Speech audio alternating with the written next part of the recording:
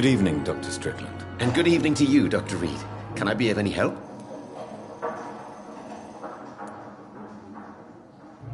I have managed to improve the mixture by diluting it. Have you ever heard of Sir Joseph Francis Olive? Or the placebo effect? No, I don't think so. Why? A placebo is a substance or procedure that has no actual physical effect. You made a placebo of my project. Why? Research has established that a placebo, as long as the subject believes in the effect, can provoke a positive physiological reaction. Really? That's fascinating. And you want me to, what, administer the placebo and see what occurs? Something like that, yes. Well, I'm a bit surprised, but I trust you, Dr. Reed.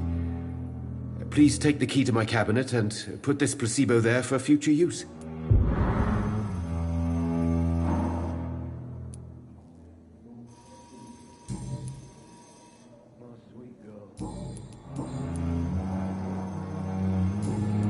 Goodbye, Dr. Strickland.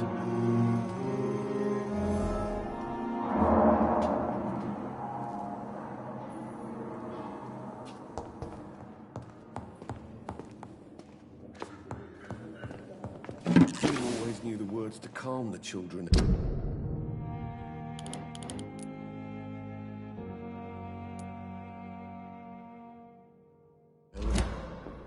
As for me, what a blundering idiot.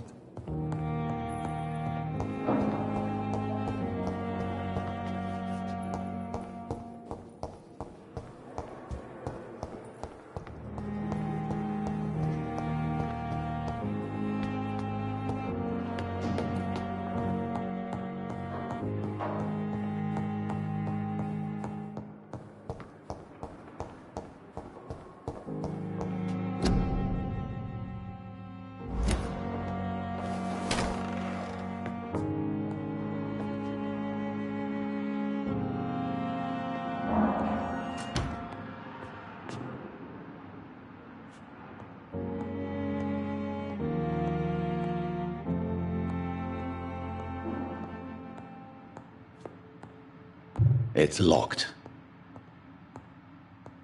At least Strickland can't kill anyone with this formula.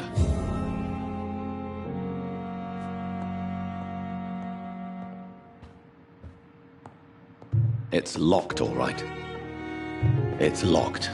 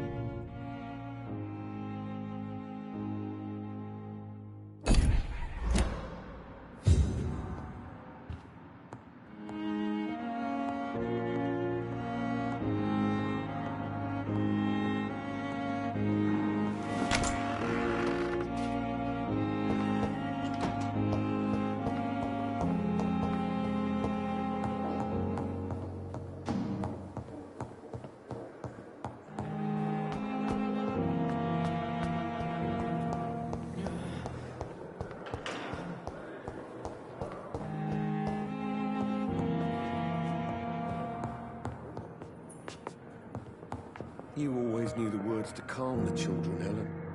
I'm quite busy right now, Dr. Reed.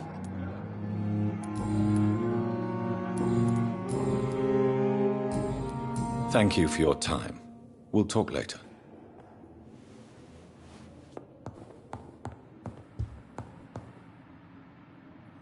Good evening, Mr. Goswick. How are you? I'm okay.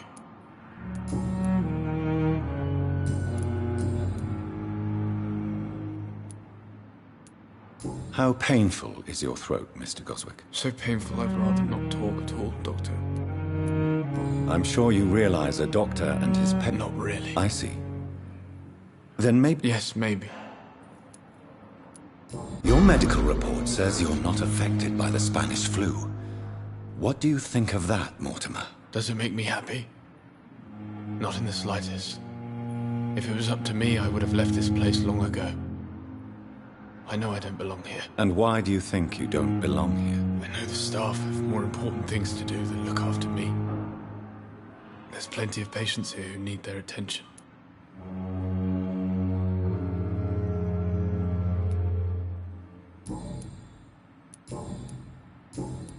I have to go now, sir. But don't hesitate to contact me if you need any help. Good evening, sir. Not let you down, my boy. Good evening, Doc. I've read your son's medical report, Beatrice. It's not the flu or anything life-threatening. What has you so worried? He was at death's door when he was brought here. I just want him to be better as soon as possible. He's not out of the woods yet, you know. He might need to stay here longer than expected. Take care of him then, Dr. Reed. People here only seem to focus on contagious patients. I worry my poor Mortimer will be neglected.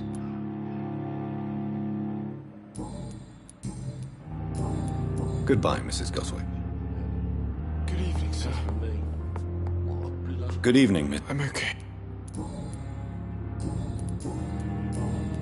I have to go now, sir. I'm alright. Don't waste your time with me.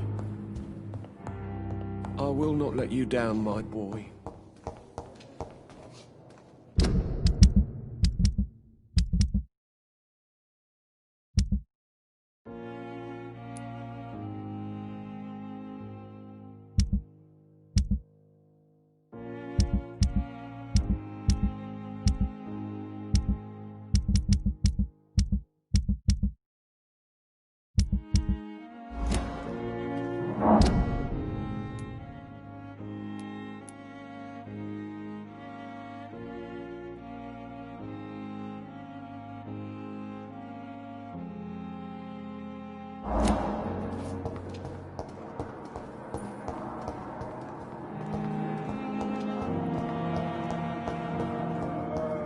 You always knew the words to calm the children, Helen.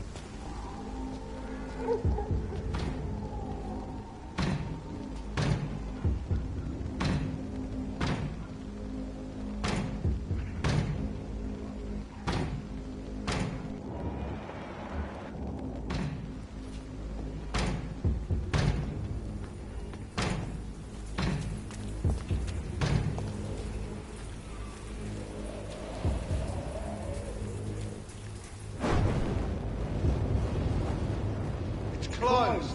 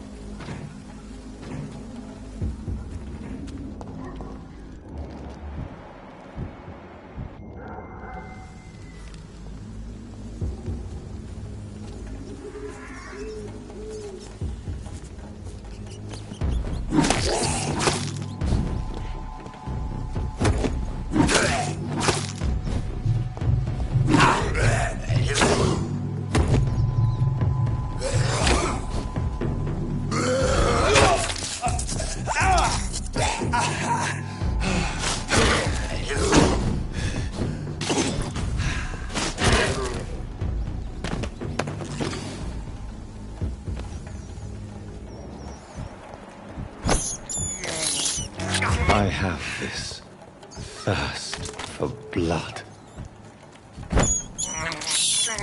This is despicable. I can't believe I'm doing this.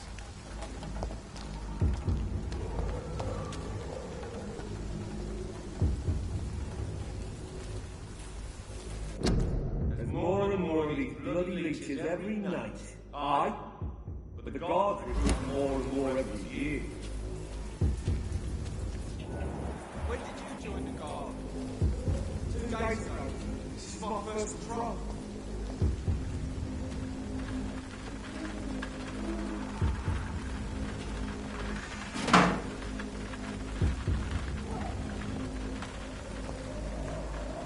It's locked all right.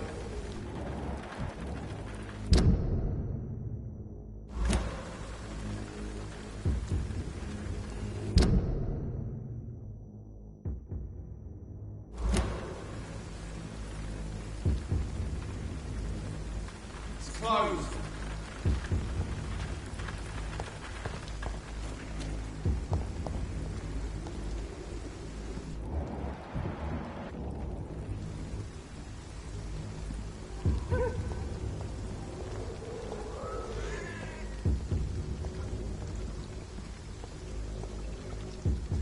Please open the door, sir.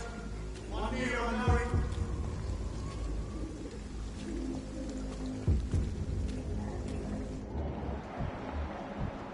Stay close, keep an eye on each other. We're locked out.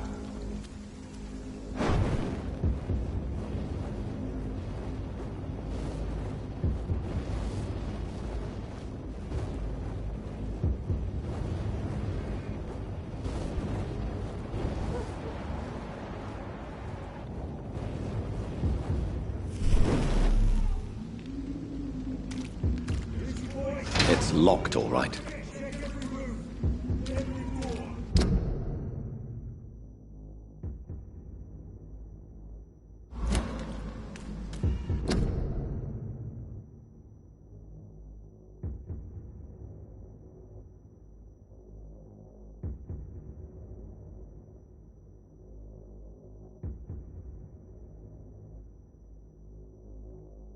If you spot one,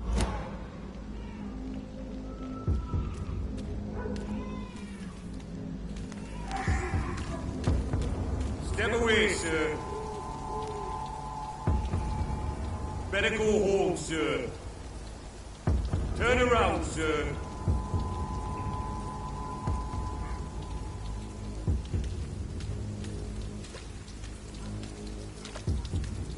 There's more and more of these bloody leeches every night.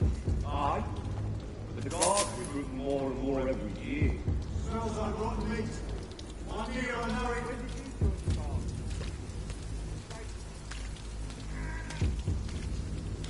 Stay close, keep an eye on each other. Bloody monster! Die, vermin!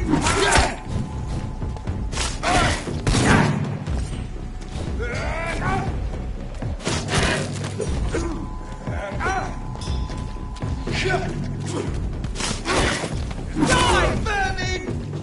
Christ! He's dead!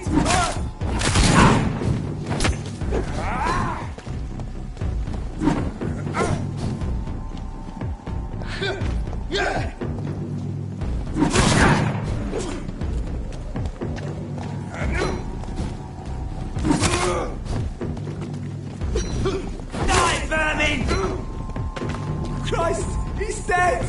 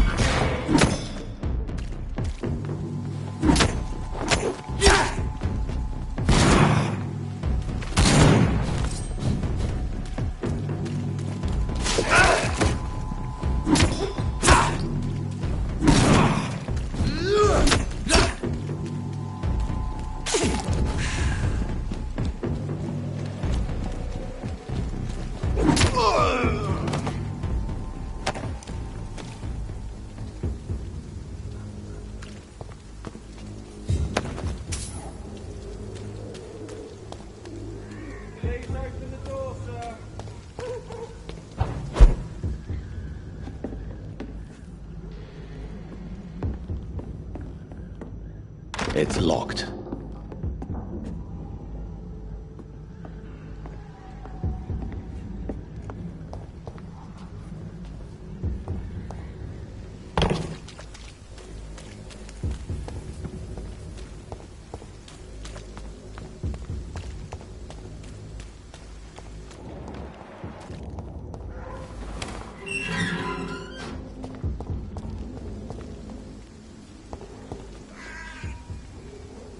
Whitechapel.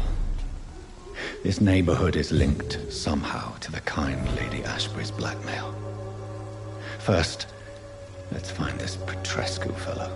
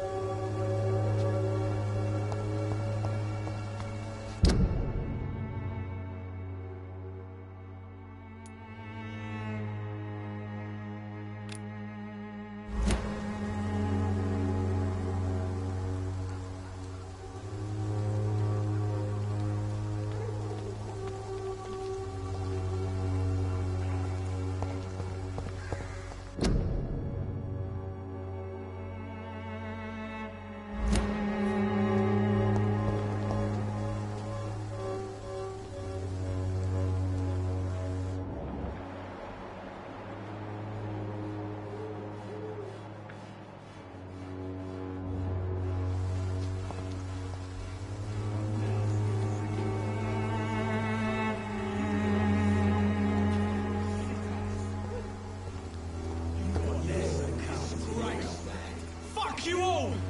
Fuck it all! Stop it now, Albert! Stop it! I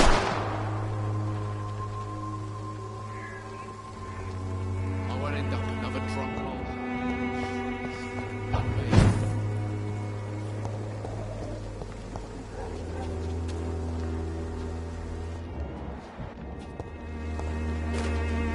The wet boots will be proud of me. Bloody hell, boy. Are you all right? The bastard hit the wall next to me. I don't even know if he meant to miss. If you've been hurt, I can help you. I'm a doctor. Name's Albert. Remember it. Now bugger off.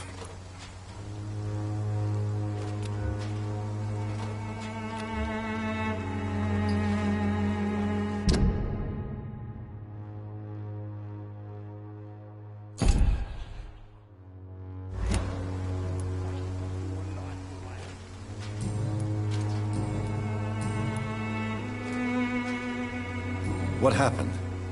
Did you really steal that man's medication? Hey, I didn't do anything. It ain't me.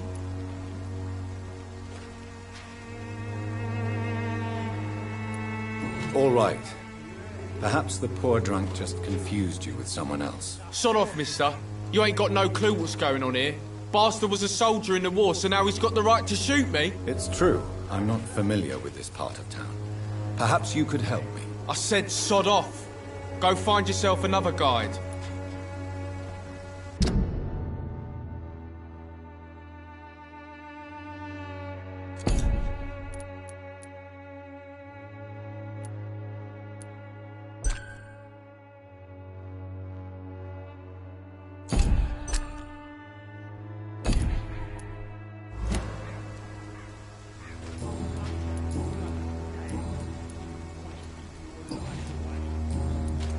Do you know Nurse Dorothy Crane from the Pembroke Hospital? If you know anything about her, I'd appreciate it. Never heard of her. She's pretty, I'll keep an eye out. Goodbye, young man. Me?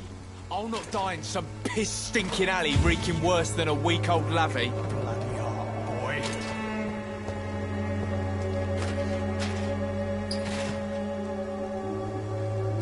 Someday you'll understand. The wet boots will be proud of me. Did your life away. What? Shooting a boy in the middle of the street.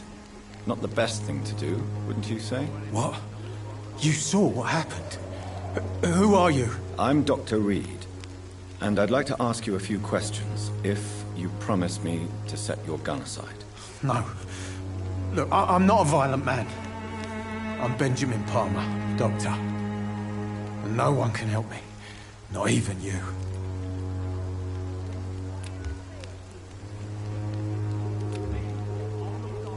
You don't seem well, Benjamin. Do you need any help? I always feel ill, sir. It's like I'm never right.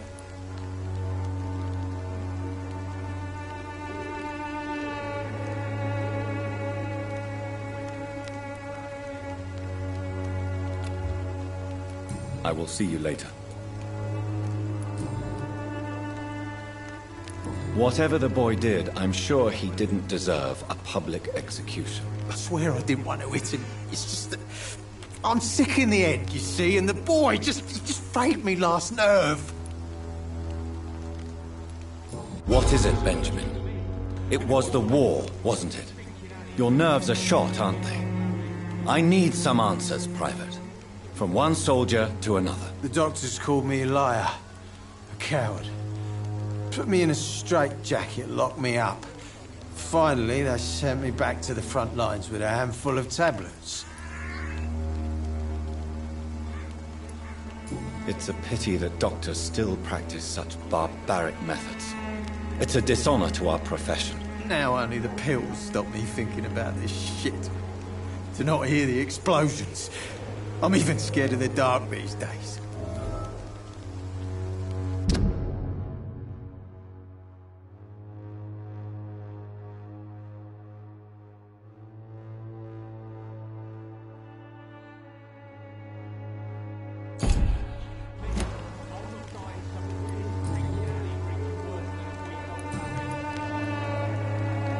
Perhaps you could focus for a moment and tell me your troubles. I'm sick, broke, and my son just stole my pills.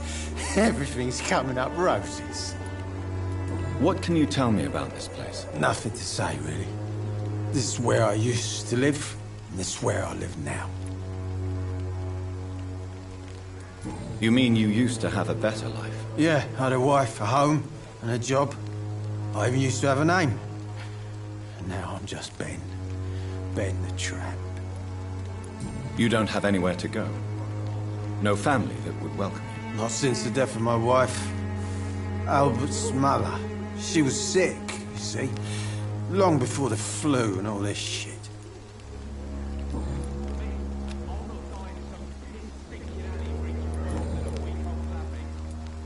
Do you know Nurse Dorothy Crane from the Pembroke Hospital? Have you heard anything? It's funny, I've been searching for her too. I need some pills. But the woman is a phantom, if you ask me. Really? And why is that? Word is she ain't real. She's a cover for some doctor who runs an illegal dispensary for migrants.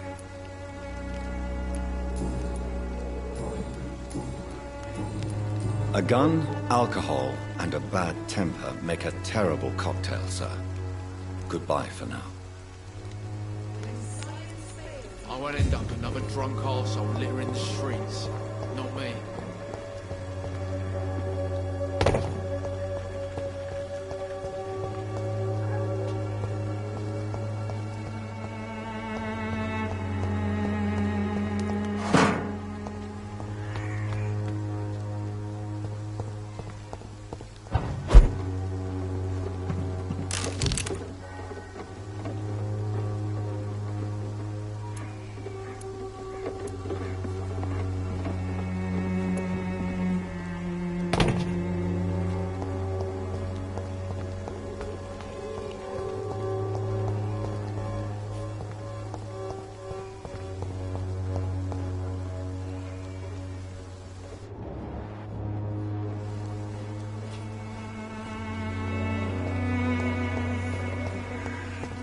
I cannot enter.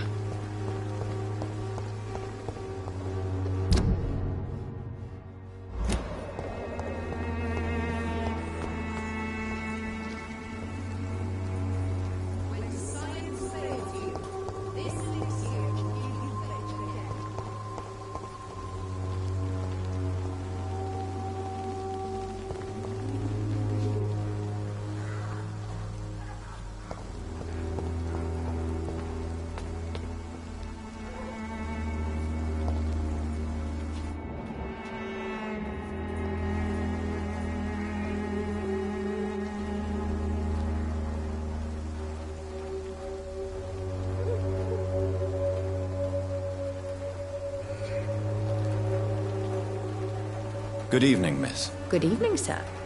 Are you interested in a miraculous cure for this unknown and deadly epidemic? Actually, I am.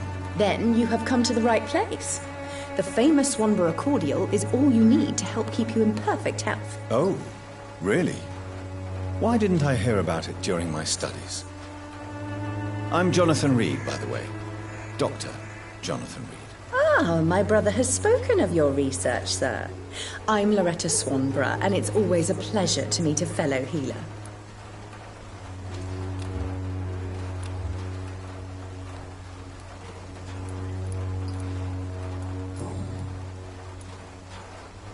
Tell me, who intrigues you most in Whitechapel? The region itself is something to see, but I would say Camellia the mute florist who gives away her flowers.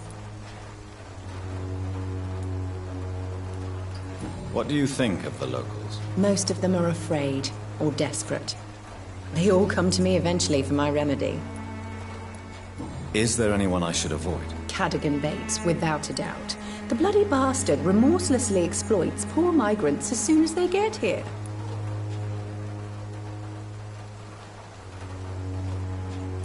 Is there anyone I should... Cadogan Bates, without a doubt. The bloody bastard remorselessly...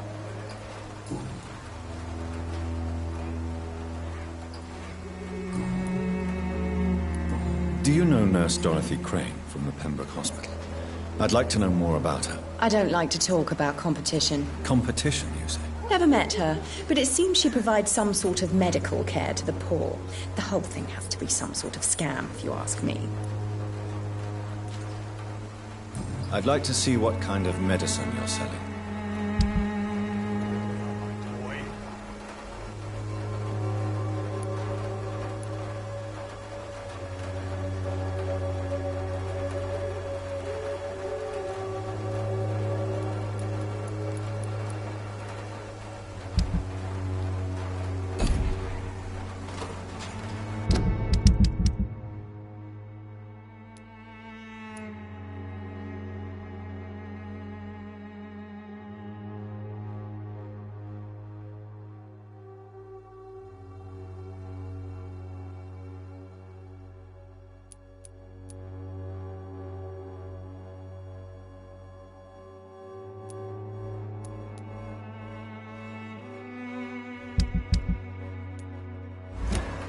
When science fails you, this elixir will give you faith again.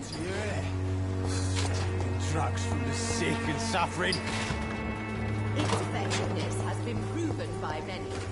Even the flu is no match for the Swanborough cordial.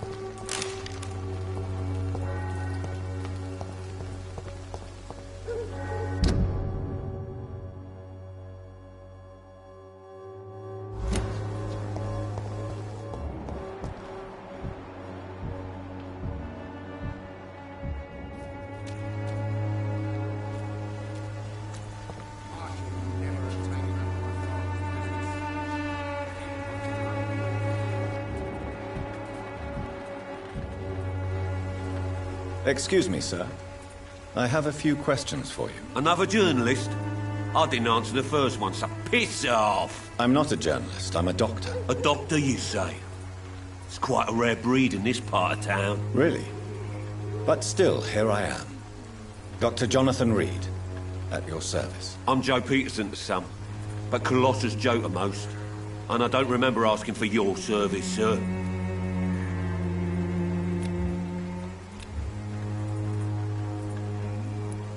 Have you heard of a nurse named Dorothy Crane? She's a colleague of mine, and is supposed to live around here. Dorothy Crane? Yeah, I know her.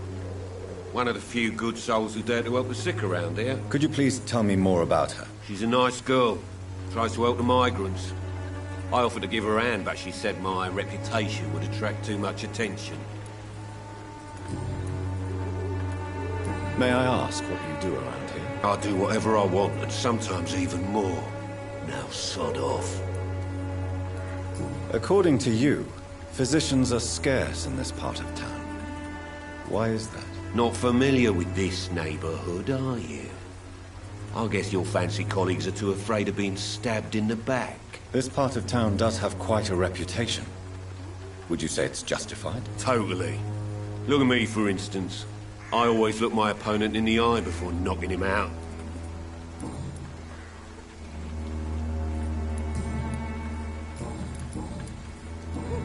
Goodbye, Mr. Peterson.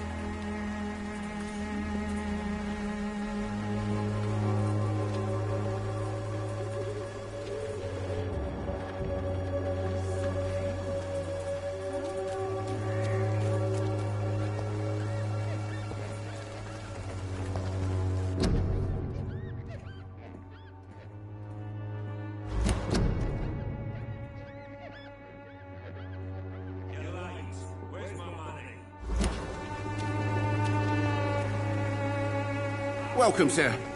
Please, take a browse of my wares. I'm Dr. Reed. I would like to ask you a few questions, if you don't mind. Doctor? Interesting. I'm Barrett Lewis. Usually I don't have time to waste with talk, but at this hour of the night I can hardly refuse.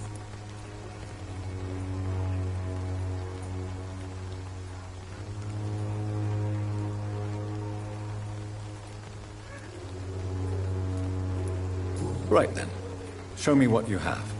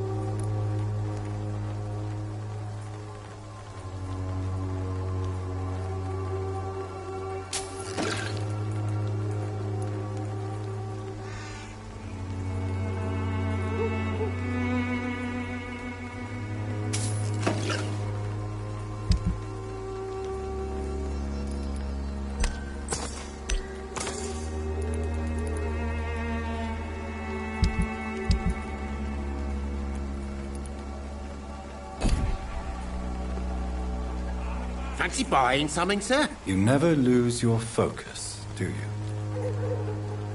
Do you need help, sir? I only need you to purchase something from my shop, sir.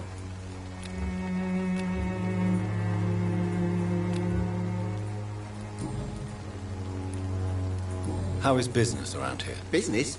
I have no business. Between this racket, theft, and customers getting scared, I'm losing money every day. I see. Sounds like you blame someone in particular for your situation. It's no secret Joe Peterson spends his time harassing merchants. But with me, he's trying to put me out of business once and for all.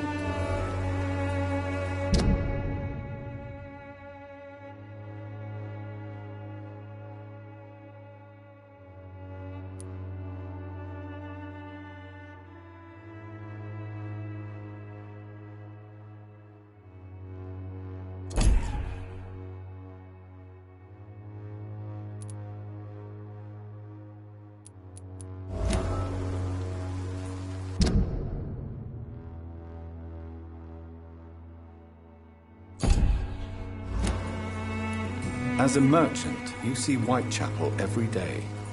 Have you noticed anything out of the ordinary recently? Well, you mean besides the epidemic, the war, and all the usual crap? As long as I can remember, this part of town has been a bottomless pit, and no sign of the bottom yet. Violence is increasing in the borough. Yeah. A few nights ago, some blokes jumped me. Came out of one of the condemned workshops. Fever. Madness, something like that. Where did this happen? Why did you go there? In the closed workshops nearby. I worked there as an apprentice in better days. Now I only go to find trinkets or tools. Too bad I was mugged, though. There was good money in that little box of loot I lost. Have you been hurt? No, but that's only because I ran like hell. Those men were raving lunatics, I tell you. Not even able to speak anymore, just screaming.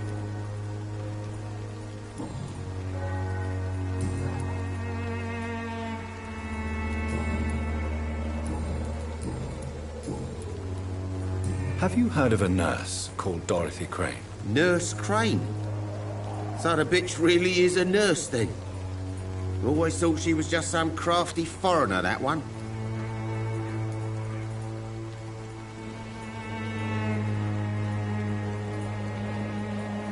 Yes, she's a nurse, and quite a good one. What did she do to gain such notoriety? Dorothy Crane ain't even a real name. Something like Dorothea Craniu. Something like that. Came to England fleeing the war, I was told. That doesn't explain why she irritates you so much. Your precious Nurse Crane gives away medical supplies and prescriptions for free. I offered to sell it for a fair cut, but no. Miss Crane wanted to play the quiet saint.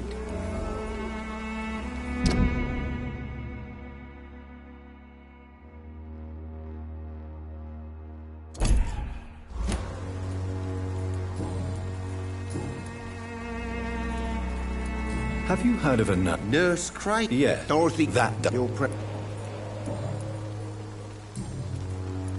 Goodbye for now, Mr. Lewis.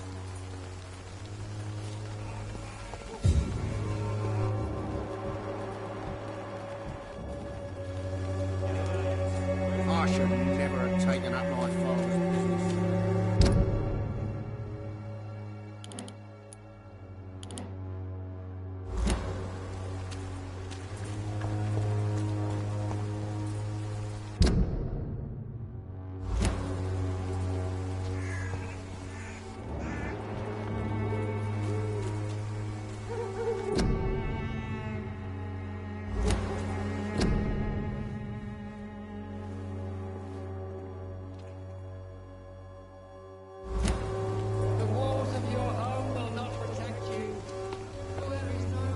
Don't be shy, handsome.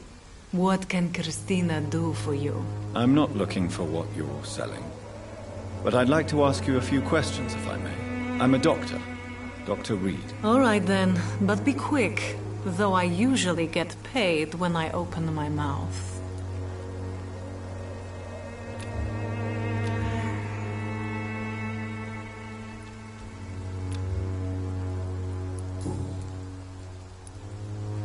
Tell me about yourself. Are you joking with me? People don't usually come to see me for conversation. I have no interest in your work. I am, however, curious as to what led you into this career.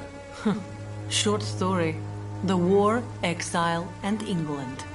This country is not especially welcoming. I've been refused many jobs because of where I am from. I had few options left.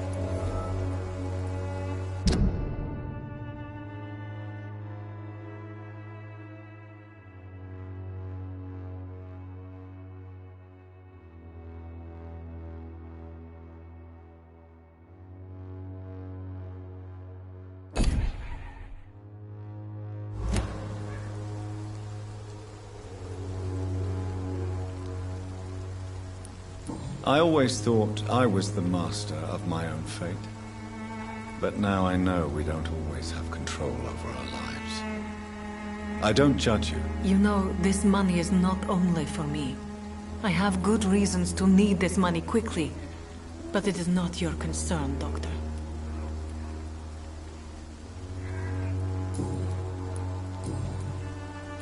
Christina, have you been examined? The epidemic is spreading fast in London, and you could be exposed, or expose others. I don't like doctors or hospitals, but I don't like you asking questions.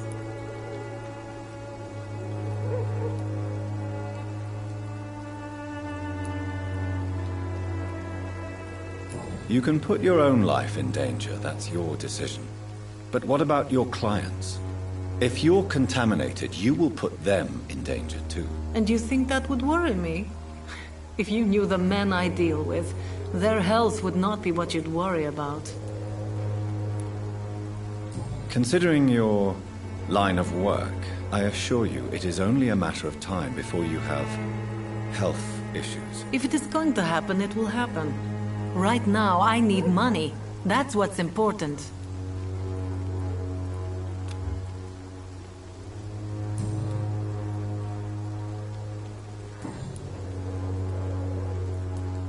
Do you know Nurse Dorothy Crane from the Pembroke Hospital? Anything you can tell me about her would be helpful. I don't know her, but I know her name is Dorothea Crăciunescu. She came from Romania like me and many others. You seem to respect her. Dorothea helps the sick people of Whitechapel. Everyone should respect that.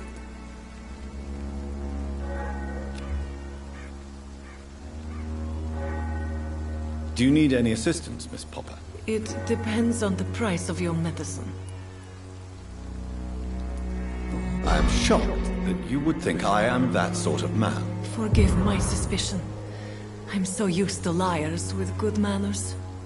Thank you, sir.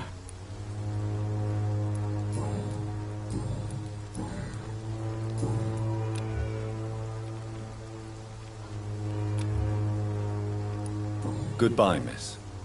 Take care of yourself as best you can.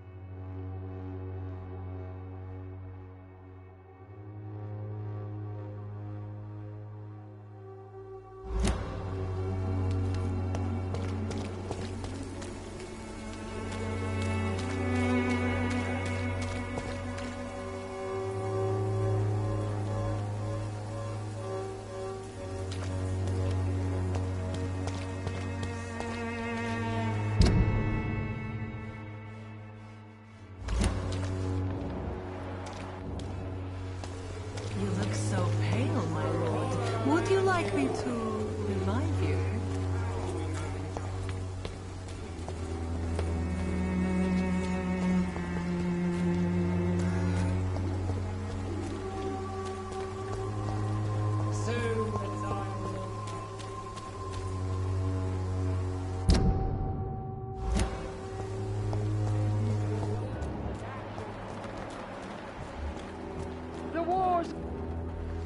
Forgive my interruption. Do not apologize, my son. Father Tobias Whitaker is always happy to teach mortals about the incoming Armageddon. I am Dr. Jonathan Reed, and I just have a few questions. A scientist? You are much more lost than I thought, my son.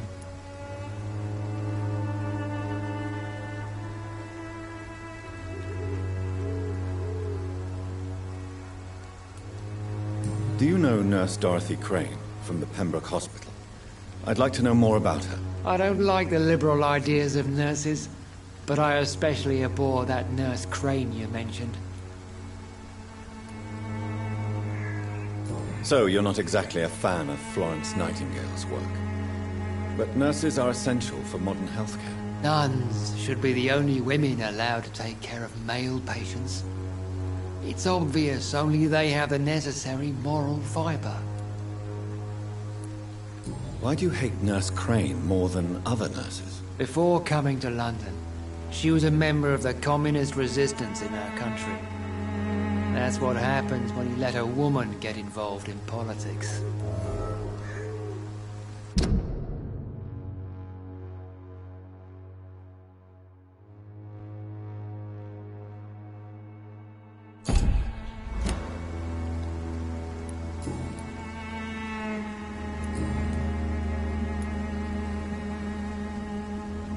What do you mean when you say that I am more lost than you thought? All scientists are entangled in a world of causes and consequences, and most of them can't see the plain truth. Quite a judgmental opinion, if you ask me.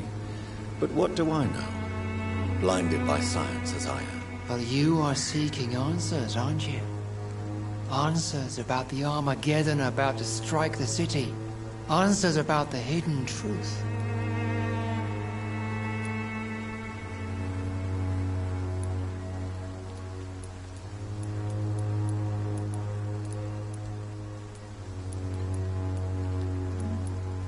Well, I suppose I can spare a few minutes listening to your so-called truth. As a doctor, you must be aware of the decimating epidemic. But let me tell you that this so-called Spanish flu is just the beginning of the end. What do you mean? The beast is finally revealing itself, corrupting the flesh and the heart of men. With my own eyes I have seen them, those minions from the abyss. Really? And what would be your answer to this biblical threat? We must fight the disease before this legion outnumbers us. But not with scalpels and microscopes. No. What is left then? Cleansing fire.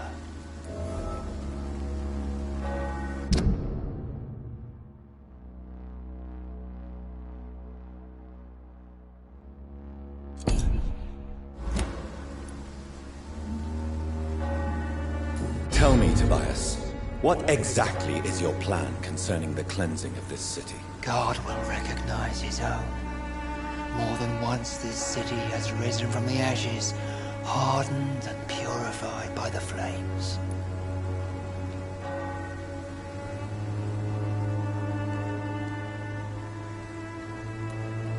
Purification by fire has proved useful, but where do you stop? Burn the clothes? The buildings? The corpses? Worse? Your lack of faith is predictable. But my task is to convince rational minds like yours to see the light. This is God's will. You're mad. And dangerous. You're nothing but a soulless butcher. A small-time Torquemada. The Savonarola of Whitechapel. My son, if you think salvation is a free gift, go listen to the lies of that pompous fool, Joseph. Joseph, a fool? Vicar Larrabee of St. Mary's Church. While he continues preaching his fraudulent redemption, more and more people die in the streets.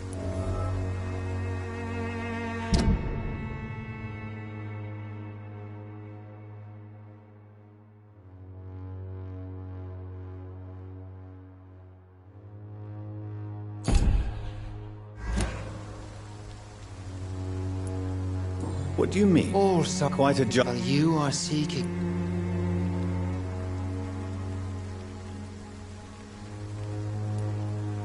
I am.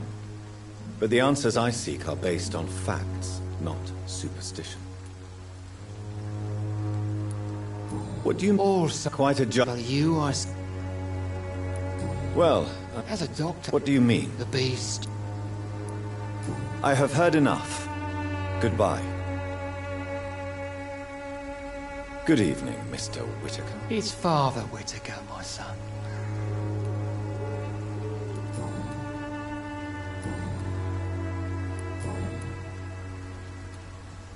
Have you any friends? Any family left in these terrible times? No.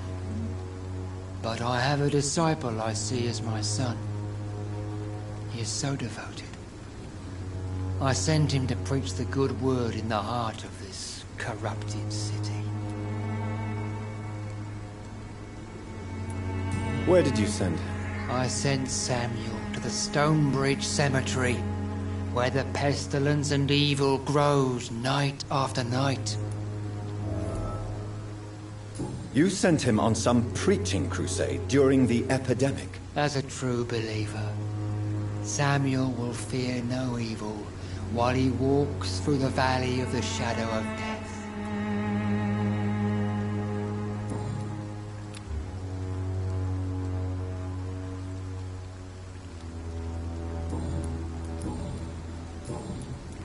I have heard enough for tonight.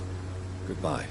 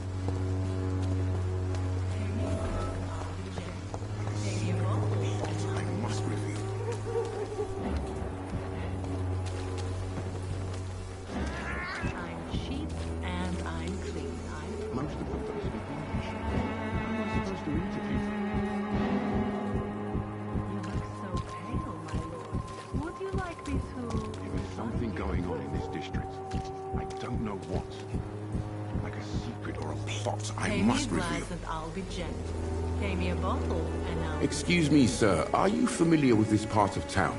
Name's Clayton Darby, reporter. Sorry, I'm new to Whitechapel. But perhaps you could help me since you're a journalist. My name is Jonathan Reed. Dr. Reed, the famous surgeon. I'll gladly help if I'm able, sir.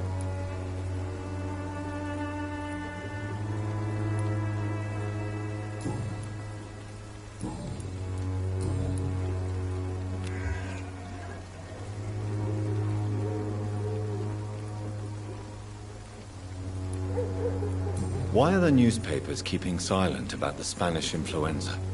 It's as though none of you care. There's a war going on. People shouldn't be demoralized by news of deadly diseases.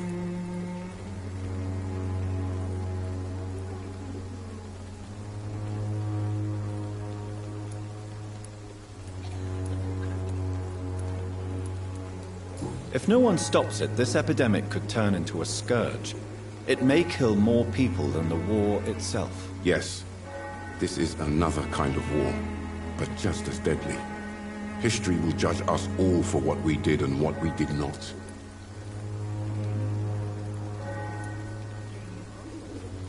What is a journalist doing in this borough after sunset? He goes where none of his colleagues would dare to go, to inform the country.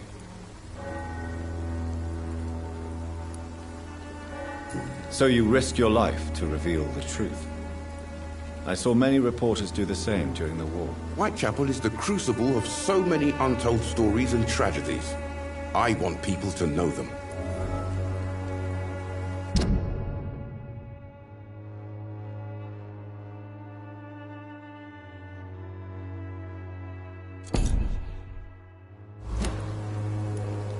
That's quite honorable of you. But is the public interested? Not at all, sir. And that's why I'm an independent journalist, hoping to sell some stories. Have you any idea of the danger you face in these streets at night? I've had to run and hide more than once from frenzied mobs incensed by the fever. Do you think the flu is really responsible for this, Doctor?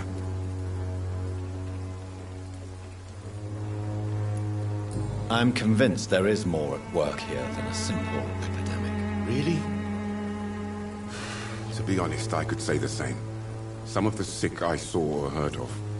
My God, what happened to them? Christina Popper claims she sells her body because she can't find any other work. Do you believe her? Of course I do.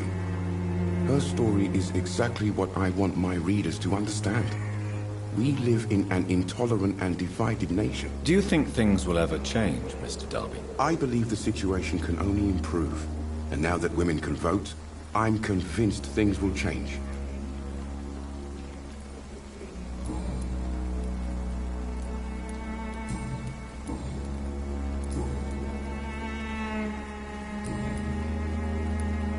Goodbye, Mr. Darby. Farewell.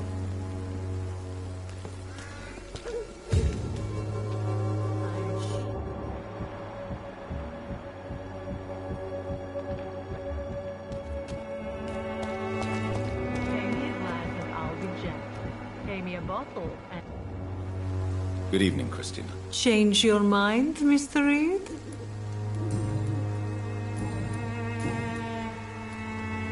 Clayton Darby claims he will expose the crisis in Whitechapel to all of London. Do you believe him? I believe Clayton's courage will erode with time, until he finally leaves Whitechapel to start another fight somewhere else. Are you talking from experience? I've seen your type come here to get a good fuck in a cheap room or a dark alley before going back to their fancy houses in the West End. Why this skepticism? How can you speak about starvation if you've never been hungry? Or about poverty? Or anything else you have never suffered from?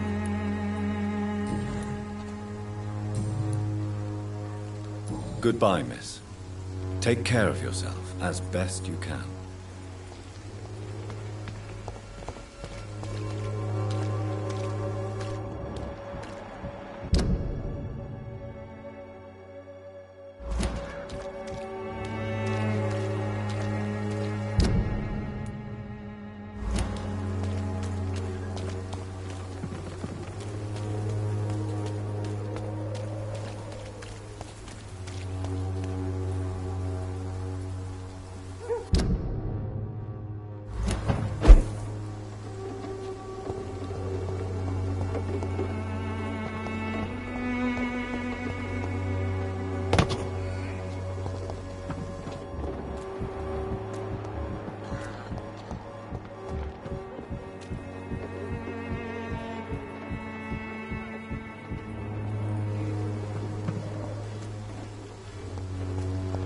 It's locked, all right.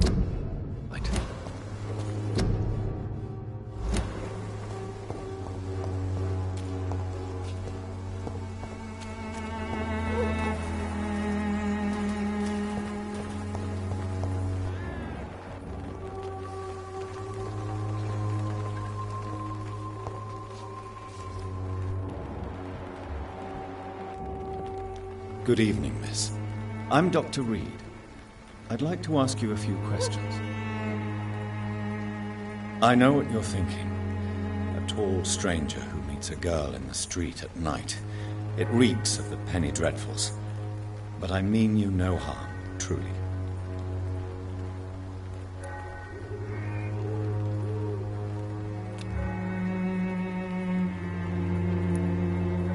I know you understand what I'm saying. Your silence has nothing to do with you being mute, does it?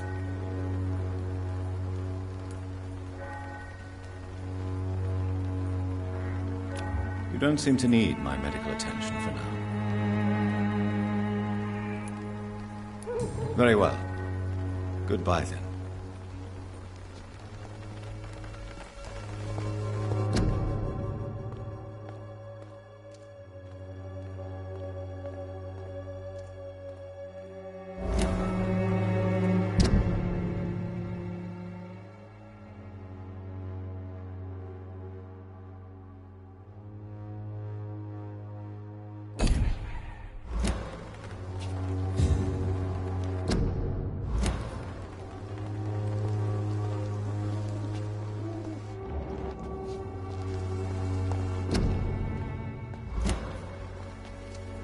Hello again, miss.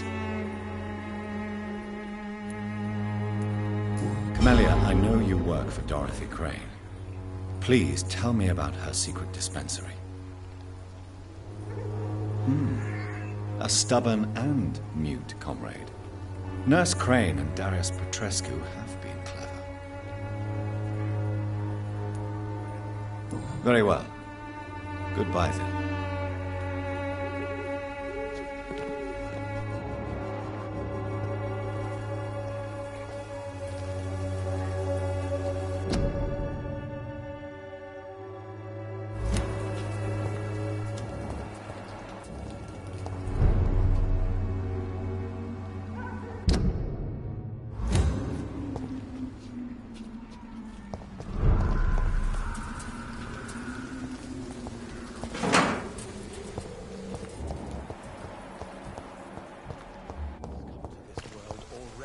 It's locked.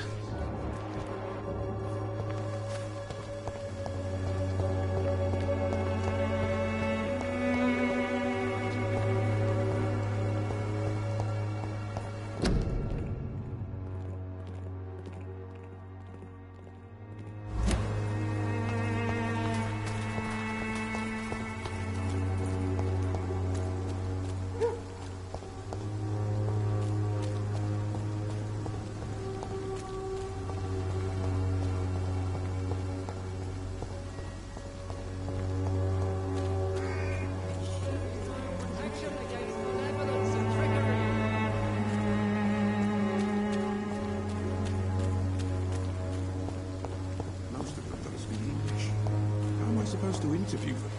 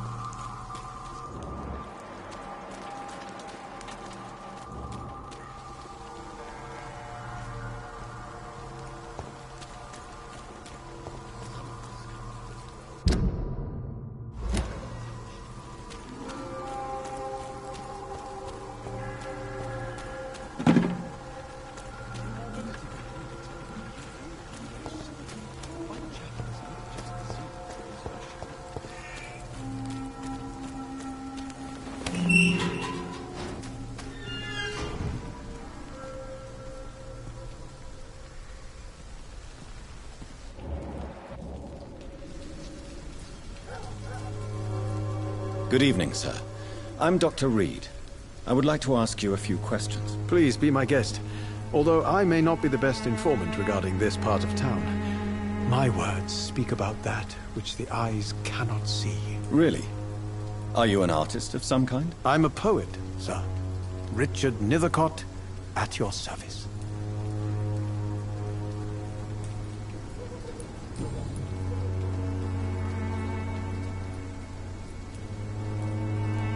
Tell me, Mr. Nethercott, why seek inspiration in Whitechapel?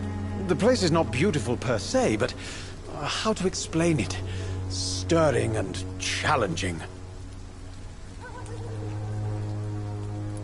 In what way, exactly? The struggle by gaslight, the barren smiles, and the added hunger under the rain. If you say so. Such vibrant antagonism and vivid paradox, the stripped humanity raged across each street. Vivid, of course, yes. And what about the poignant distress? Oh yes, the poignant distress. You see what I mean, don't you? That's what I want to write about, and that's what Whitechapel is made of. Do you not think it a little morbid? On the contrary, sir. Whitechapel is full of life, full of beauty. Just like my dear muse, the wonderful Camellia. What can you tell me about Camellia? Not much. And that's the beauty of it. She can't speak, you know. She's a locked mystery who exhales kindness and sweetness.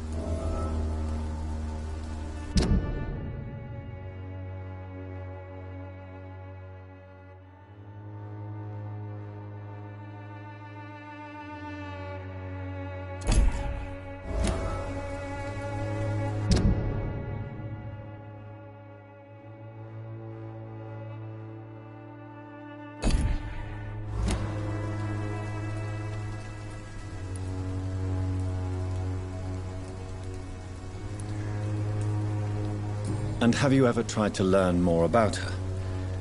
Where she lives? How she survives? Whom she may know? Maybe I prefer she remains an enigma. Reality can be so dull, don't you think? Perhaps you're just afraid to find out the truth about your muse. One day, perhaps, I'll ask her to come with me. But will she still be my wild flower of Whitechapel if she moves uptown?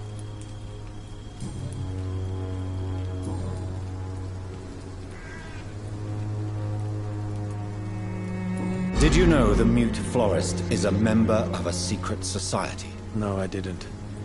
But I thank you for this information, sir. For it only enriches the mystery surrounding the precious Camellia.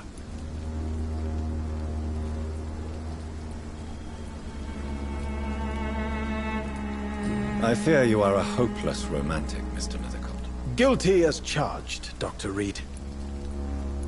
Are you not curious? Is there not more you wish to know? That girl has not an ounce of malice in her.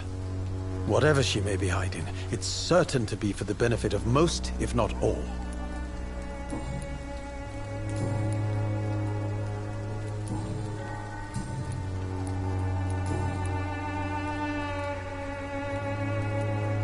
What are your thoughts on the terrible situation in this city? Terrible, you say? No.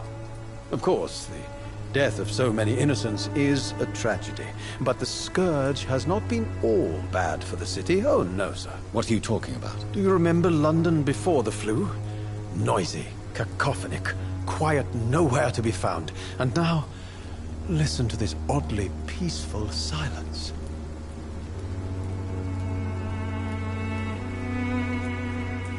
My mother loved poetry. Perhaps your words would have touched her sensitive nature. I only see a dreadful disease. Most people fail to understand my perspective. I don't blame them.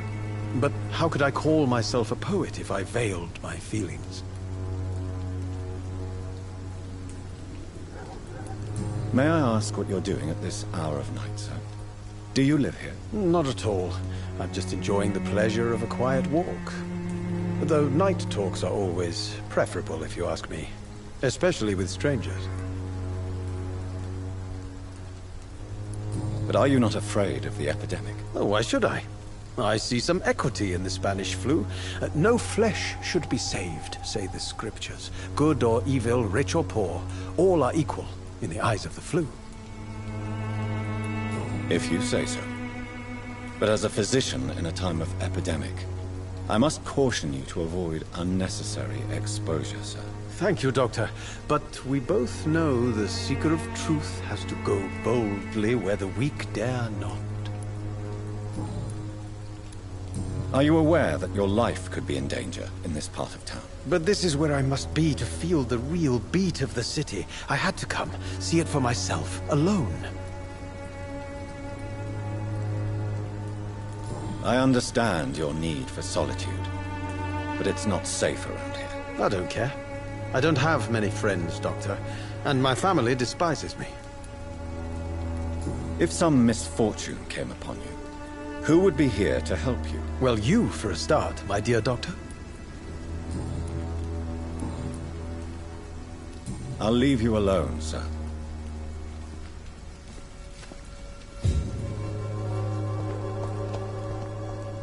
Morbidity can breathe its own beauty.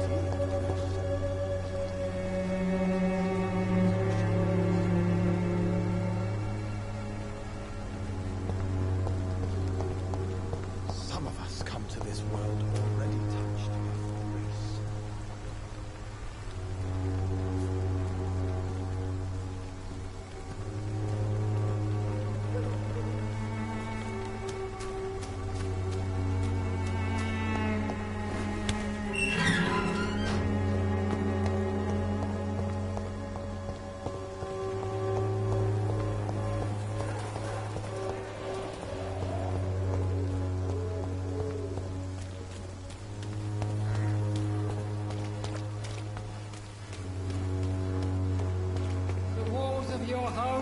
Protect you, for there is no protection against malevolence and trickery.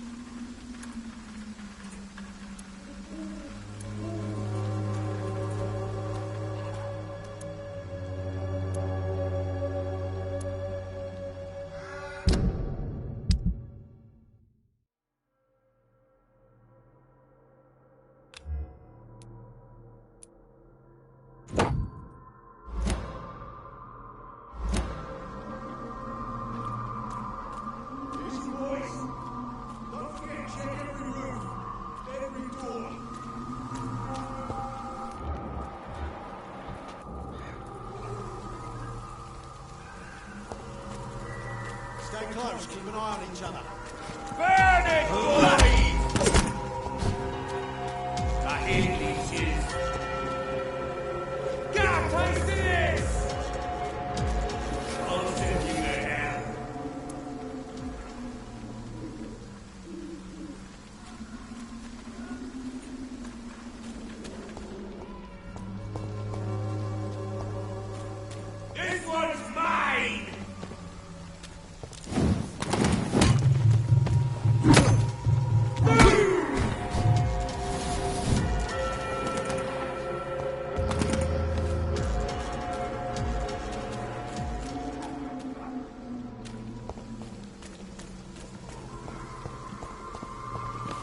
Steady, boys! We've got the...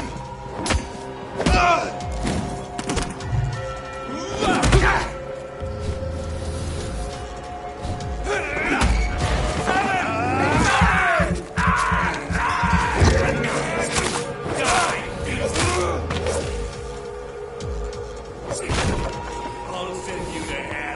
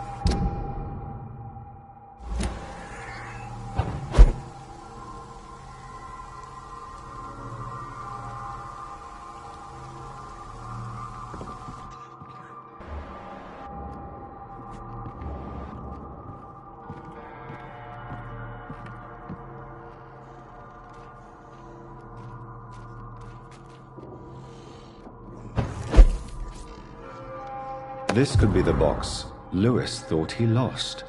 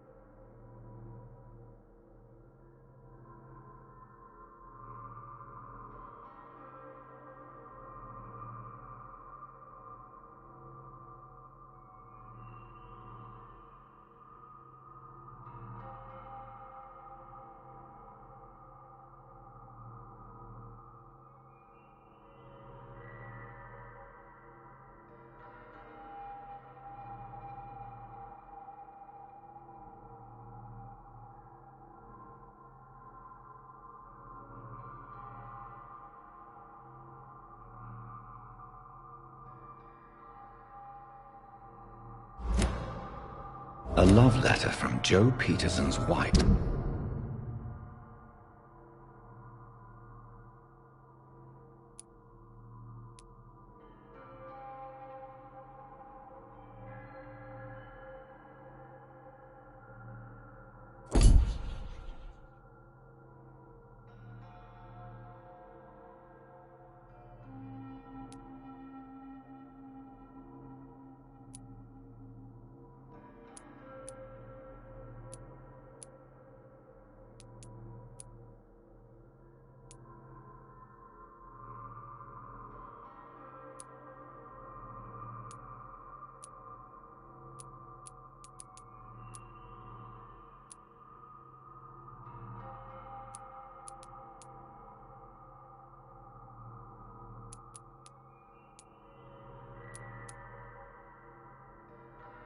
Addressed to Baron Lewis.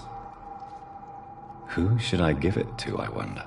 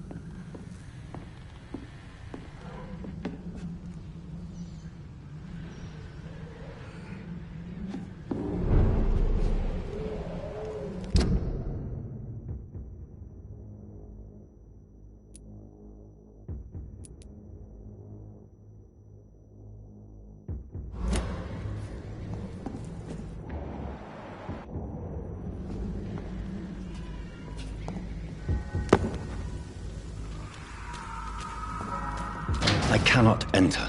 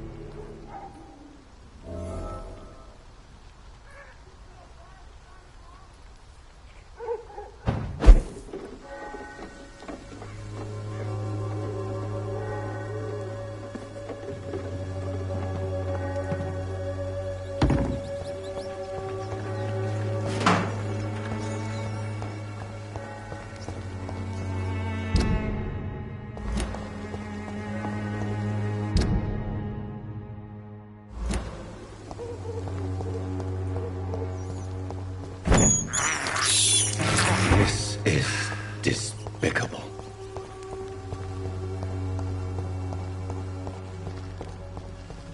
Its effectiveness has been proven by many. Even the flu is no match for the Swanborough cordial.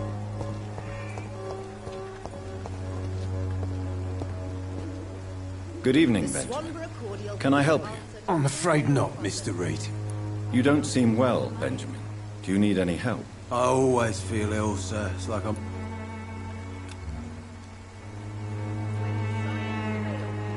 I will see you later. A gun, alcohol.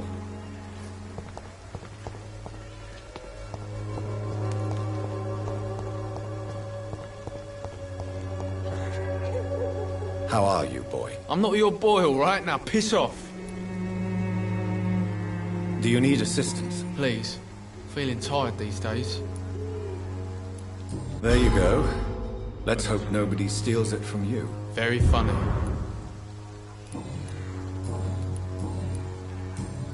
Goodbye, young man.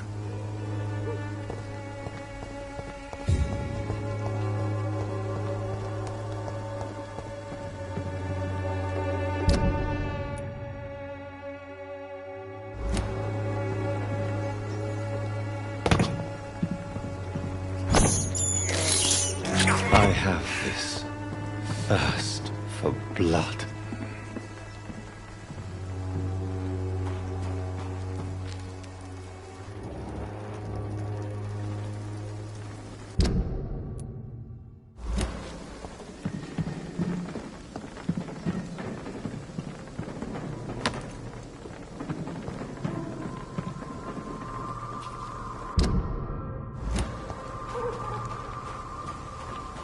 It's locked.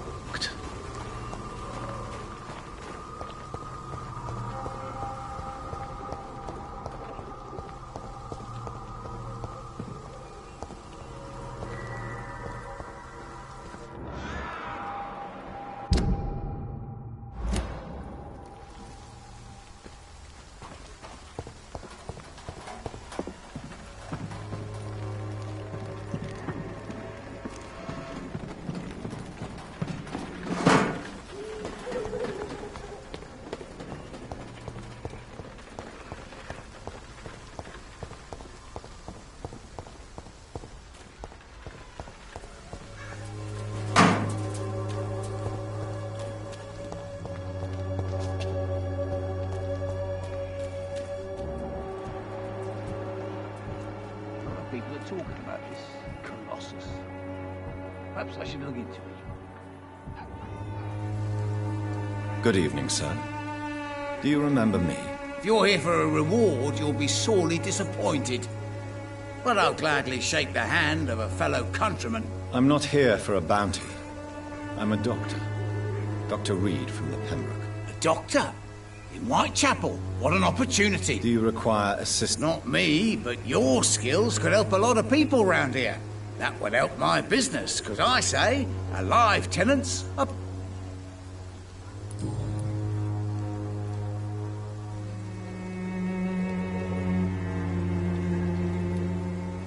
You seem to have recovered well since your attack. Do you ever think about what happened to you? Not much. It was a fucking nightmare. Savages, absolute bloody savages. Their appearance. Jesus. It made me want to puke. You'd better not come back here. I won't be around next time to save you. I want to know everything about the recent violence, Cadogan. And I want the truth. Well, rent may be a bit high, and yeah, I've had to evict a few people. But that's business, isn't it?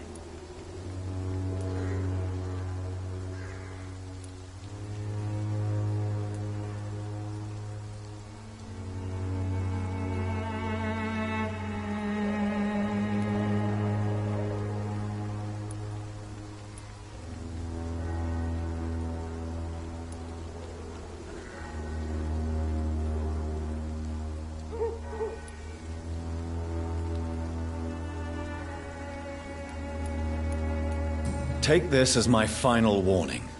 You will not profit from the misery of others. Business is one thing, but what you do is quite another. Really? What you gonna do? You ain't from here. You ain't Whitechapel, Doctor. You wouldn't know the first thing about playing dirty, even if you wanted to. I want to know... Well... Take this... Really?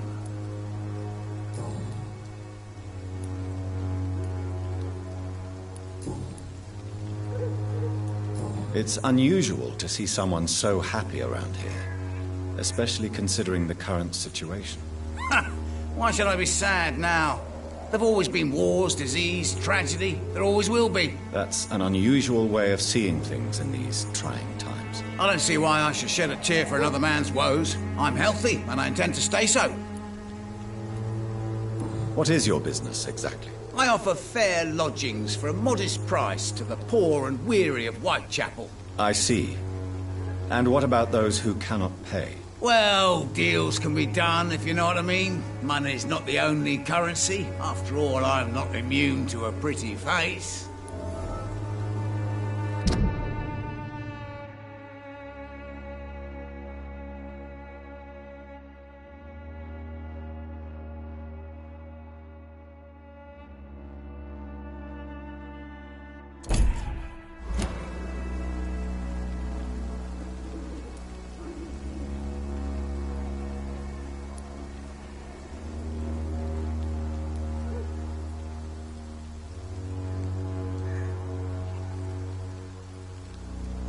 I don't approve of your actions, but I know very little about this borough, other than its reputation.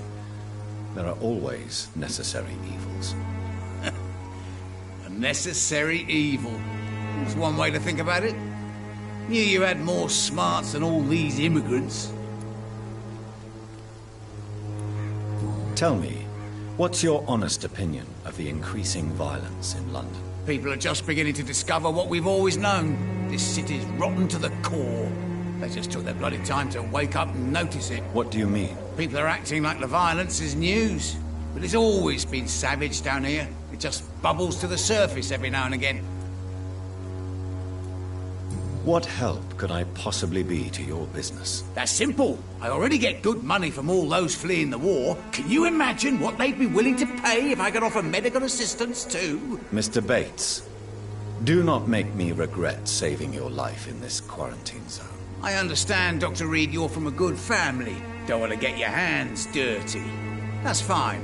I'll be happy to act as your middleman.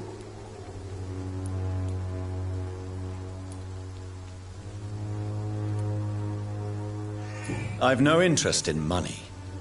Perhaps one night I will visit you and take what I require. If that should happen, there will be no need for a middleman. So it's a no, then. That's too bad. The Reed tonic could have really helped people, you know, save lives. Isn't that what you do? I mean, people buy that Swambrer's shit. I'm looking for Dorothy Crane. She's a nurse. What can you tell me about her? Dorothy Crane, bless her soul. I really should thank her someday.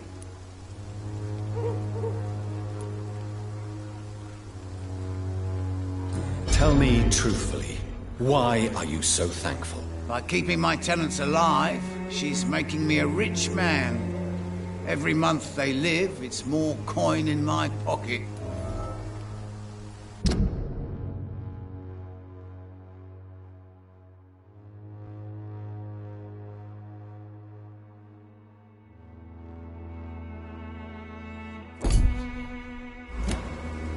Has she treated you? No. When I need a checkup, I'd go to a bloody doctor, not some back alley clinic full of sick foreigners.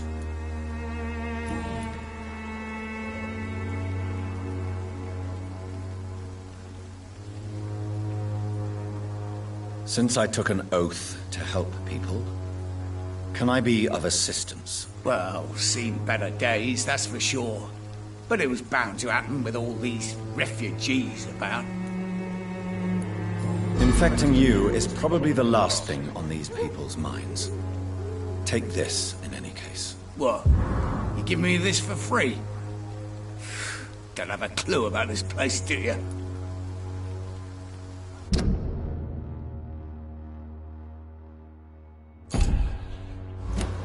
Goodbye, Mr. Bates.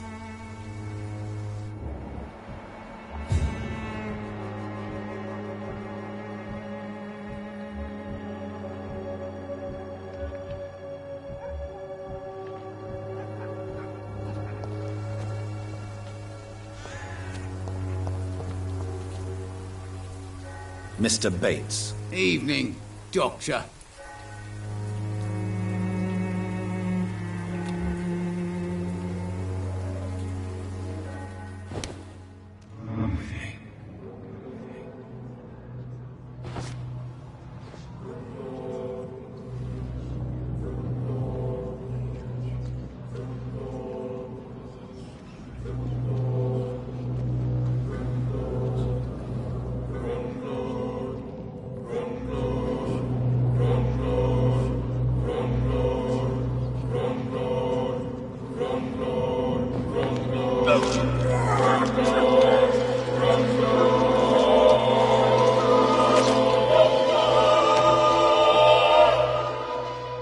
Was I that evil to deserve such punishment?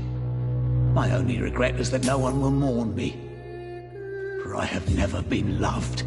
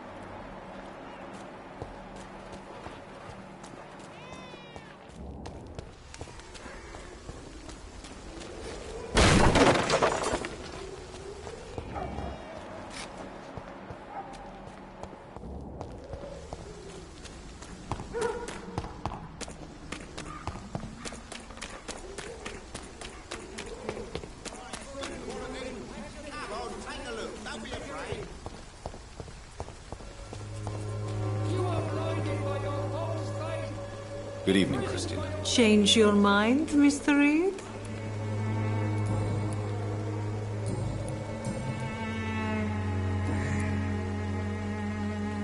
Goodbye, miss. Take care of yourself as best you can.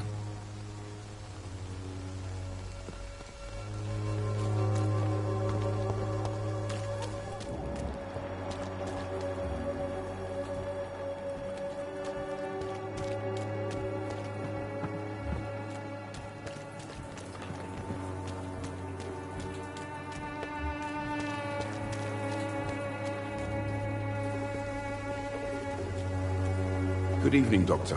Can I help you? Do you need assistance? That would be nice of you, Doctor. Who knows what I may have caught during my investigation. If you persist in investigating the most pox-ridden boroughs of London, you must accept the risks. Thank you, sir.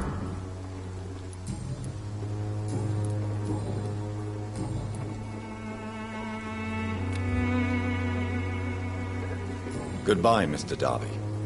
Farewell.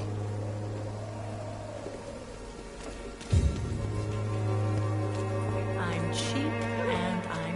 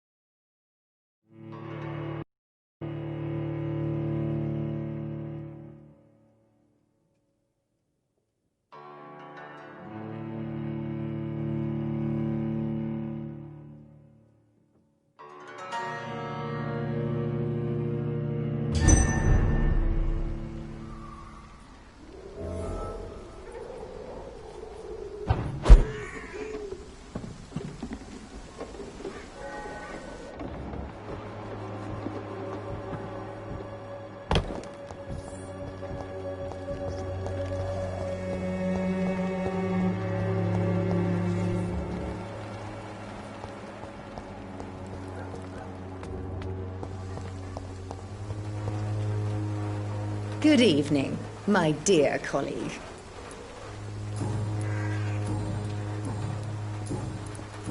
Do you know Nurse Dorothy? I don't like... Never met. I'd like to see what kind of medicine you're selling.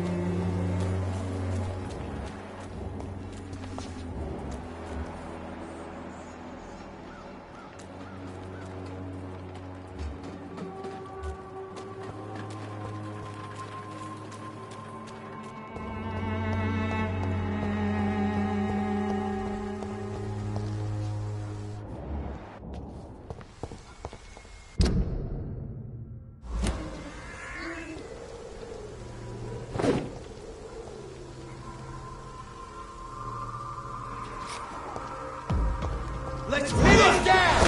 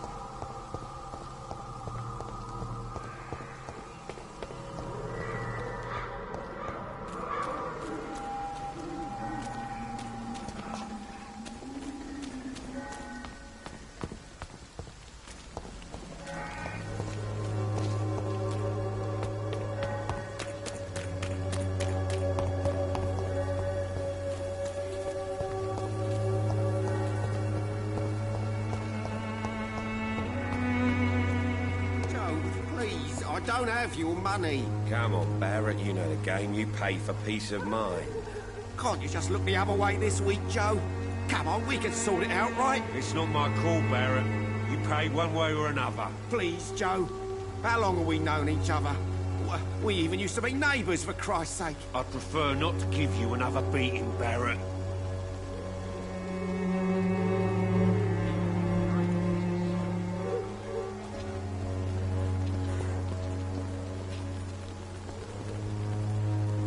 Fancy buying something, sir? You never lose your focus, do you?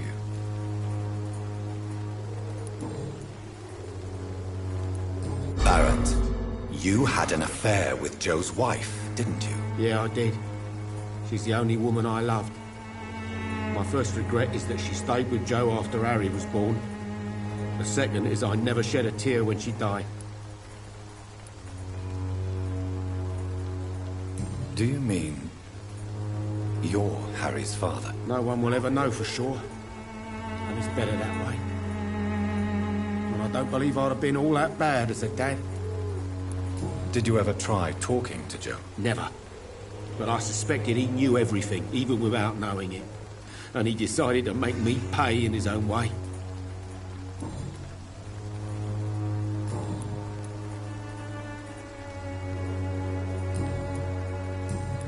Goodbye for now, Mr. Lewis.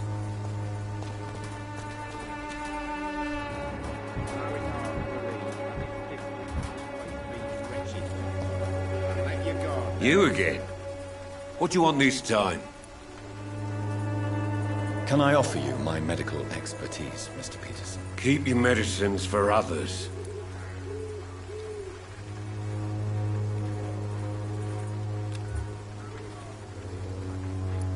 There is a thin line between pride and stupidity, sir. Please, take this medication. You'll feel better. All right. I'll take it then. It's not like I don't appreciate the gesture.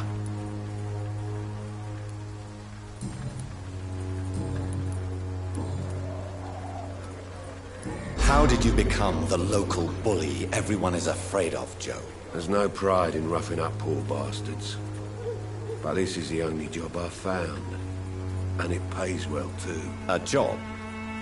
So you're racketeering for someone else? I got enlisted by the Wet Boot Boys, a gang from the docks. I'm their muscle for their dirty work. Most people don't become thugs when unemployed. This is a choice you made. I don't care what you think, sir.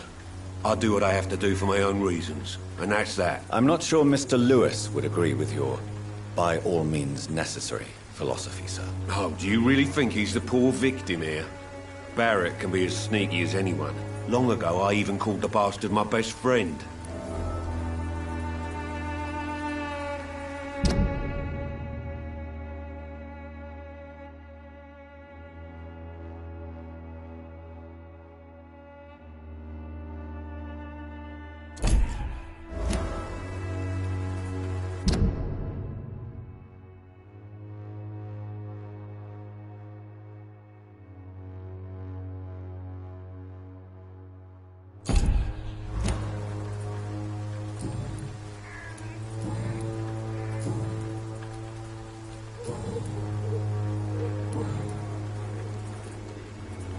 Goodbye, Mr. Peterson.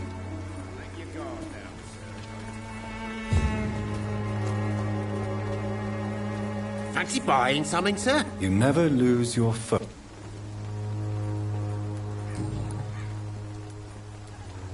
Joe Peterson.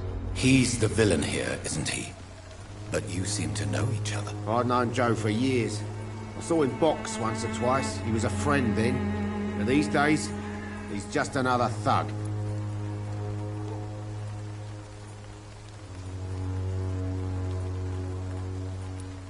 What can you tell me about Mr. Peterson?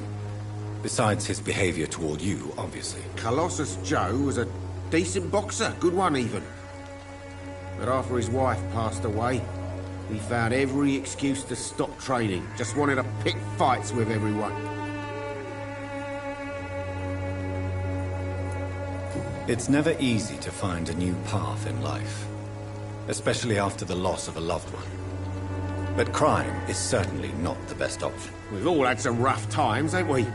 But most of us don't use our fists to see us through. And no one has ever stood up to this thug. Nobody will be fool enough to stand against a wet boot boy.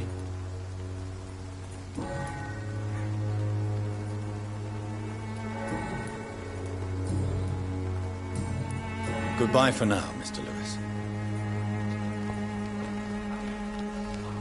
Cheap price, good quality. Come on, take a look. Don't be afraid. Cheap price. Fancy... You never... Right then.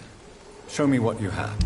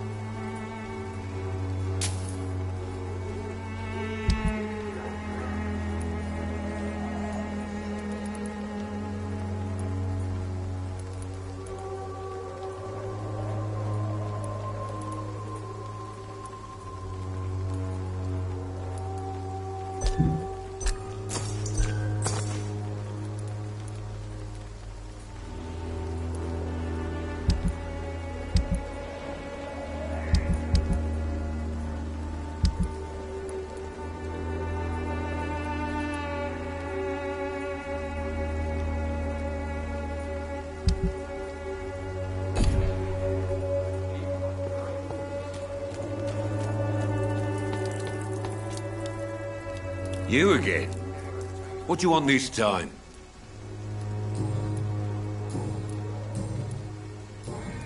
Goodbye, Mr. Peterson.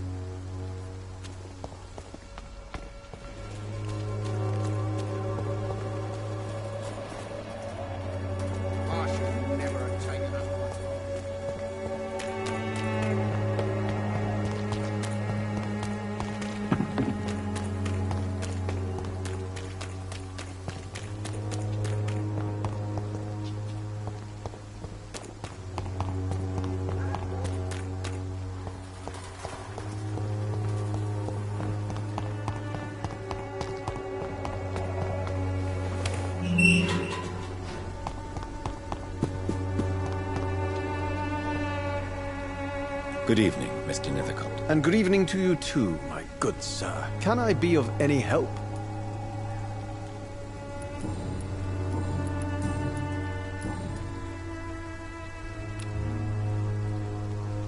Do you need medical attention, sir? It may be wise to let you prescribe me something. I don't feel like I should.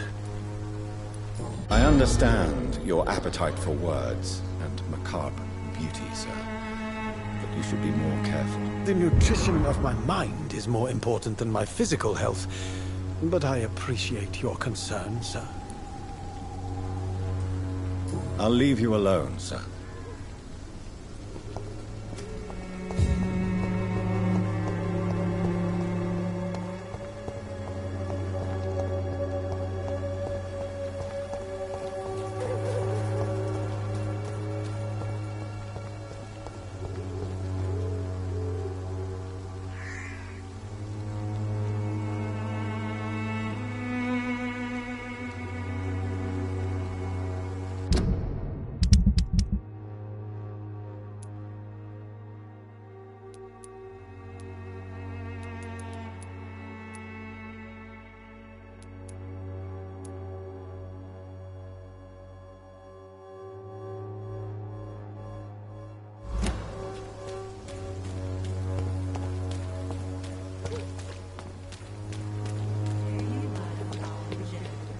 The walls of your home will not protect you, for there is no protection against malevolence and trickery. You pay for peace of mind. Can't you just look the other way this week, Joe? Come on, we can sort it out, right? It's not my call, Barrett. You pay one way or another. Please, Joe. How long have we known each other? We even used to be neighbours, for Christ's sake. I'd prefer not to give you another beating, Barrett.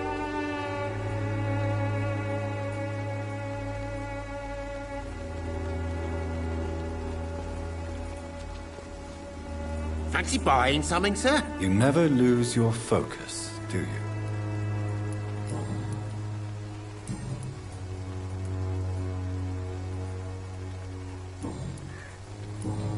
Goodbye for now, Mr. Lewis.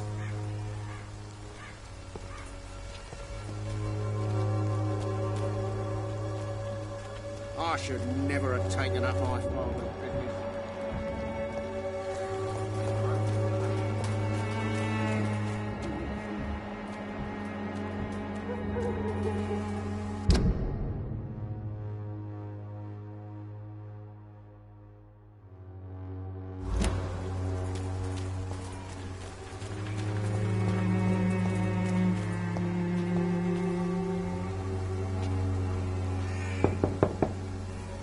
Hello, young man.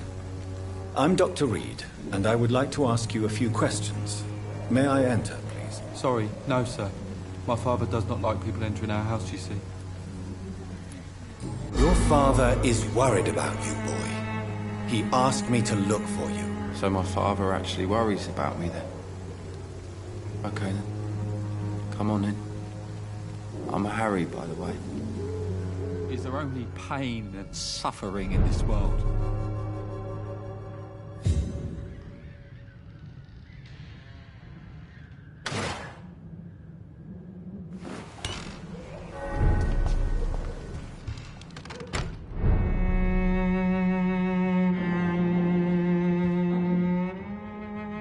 So, may I ask you a few questions? I'm not bothered.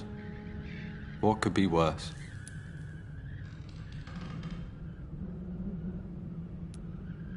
Do you know Nurse Dorothy Crane from the Pembroke Hospital? I'd like to know more about her. Yes, I know her. She came here to examine me when I was very sick. She said I should go out more.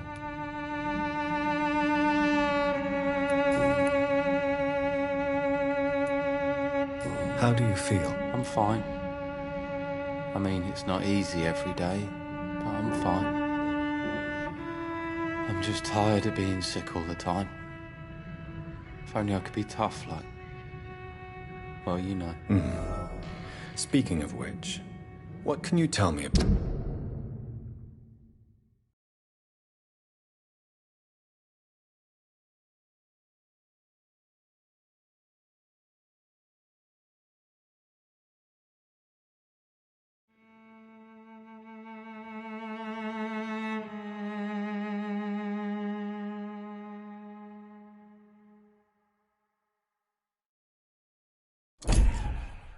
your father? My father is an idiot who makes idiot things.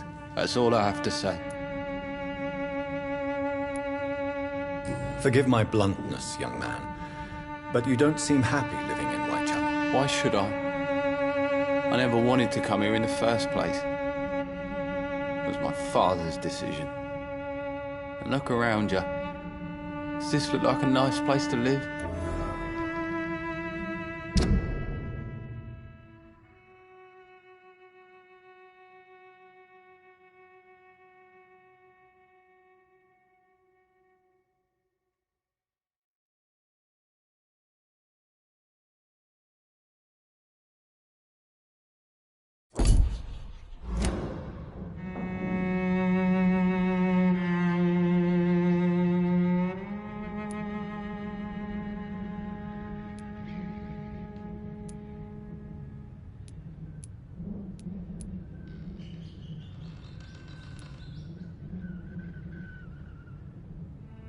You have a roof over your head, a place to call home.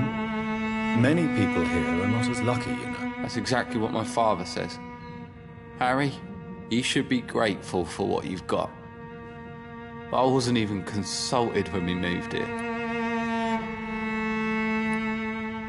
If life here is so terrible for you, why don't you just leave this place? Have you ever spoken to your father about it? I don't go outside. It terrifies me so. I went outside once without my father noticing and I saw terrible things. Bloody and frightening things. So that's why you stay at home all day? For fear of the epidemic? I'm not afraid of disease or death, Dr. Reed. It's the living I'm afraid of.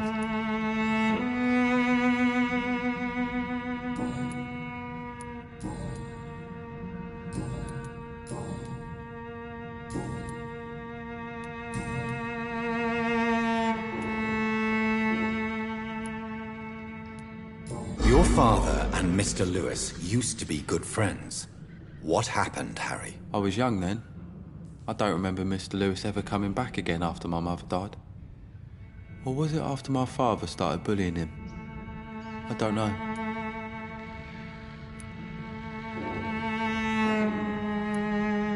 Have you tried speaking to Mr. Lewis about it? I don't go out often, but yes. And he scolded me and told me to leave him alone. I guess my father frightens him too much. But you are not responsible for your father's actions. Am I not? Dad always says that he joined that gang for my safety. So if I wasn't born, people wouldn't be worrying about Colossus Joe.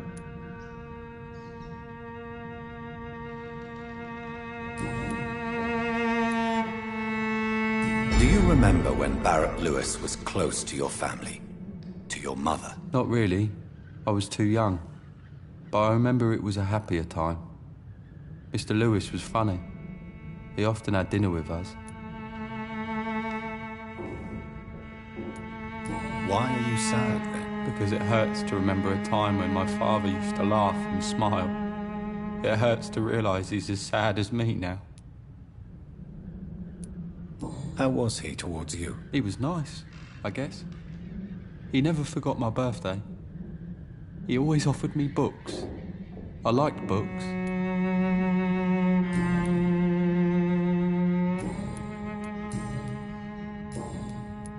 Goodbye, young man.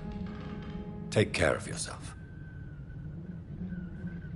Is there only pain and suffering in this world?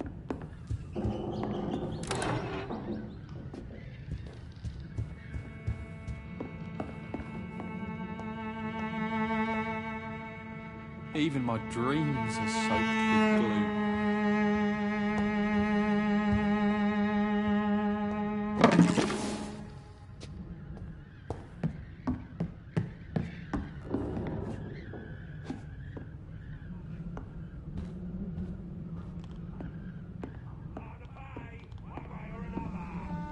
It's locked, all right.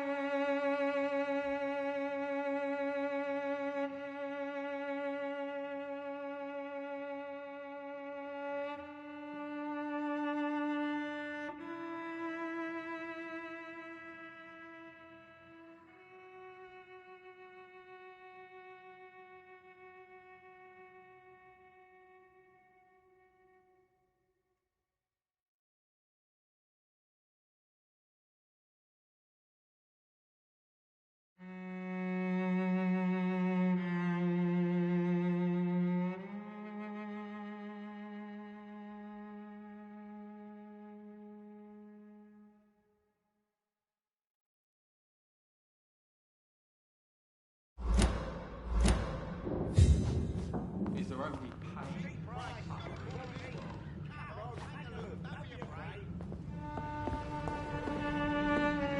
It's locked.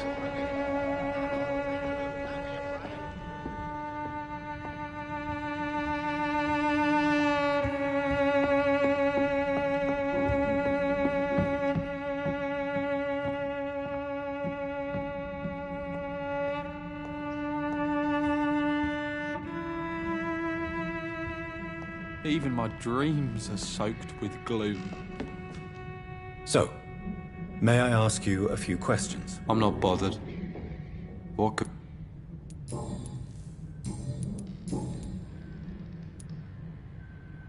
Would it ease tensions with your father if he got an honest job? Because he tried, you know. I can't say. I'd be glad if he dropped his thuggish activities, but I'm not sure it would be enough. Why is that? Sometimes I suspect it's me, Dr. Reed. Or it's this life. It's like I can't find my place. Goodbye, young man. Take care of yourself. Even my dreams. So, I'm not bothered. Do you need any medical help, young man? Yes, I do. I feel so tired. I don't know if it's the epidemic, but everything seems so hard. You'll feel better with this. But you need to get a grip, young man. Medication alone won't cure melancholia. I'm not sure I'm happy with the idea of living long in a world like this. But I thank you for your concern, sir.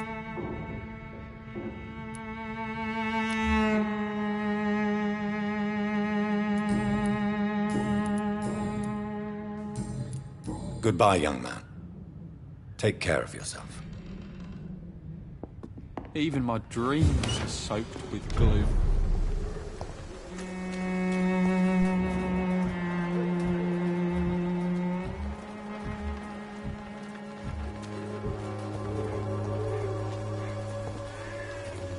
You again? What do you want this time?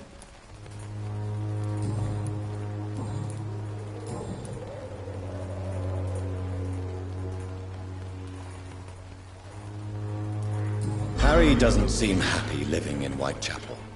Why did you make him come here? I've always put my son's interests above everything else, whatever he may think.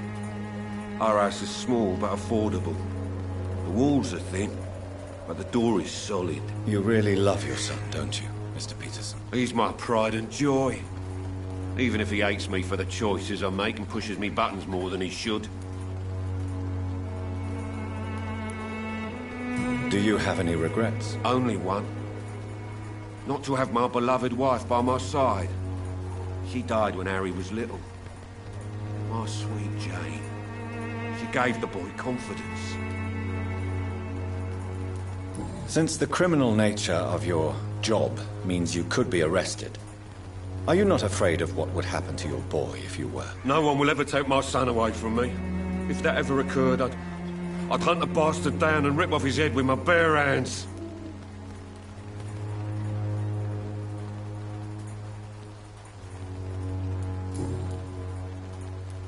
Why do you keep on working for the gang, Joe? You know it doesn't suit you. It's true, I hate this job. And I know I made some bad choices, but I'm a wet boot boy now. People won't forget it. You could leave tomorrow. Start another life in another town. That's easy for you to say, Doctor. We are poor. My son's weak, and there's no way he'll endure another disappointment.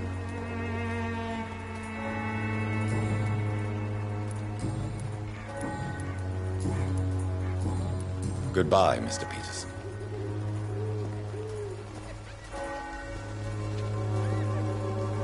Fancy... You never lose...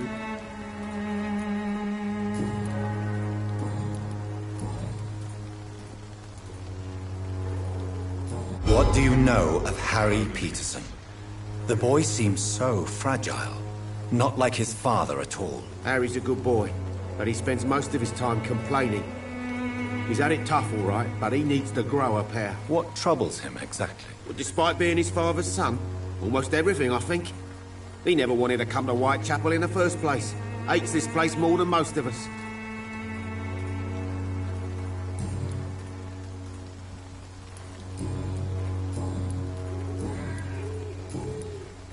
Goodbye for now, Mr. Lewis.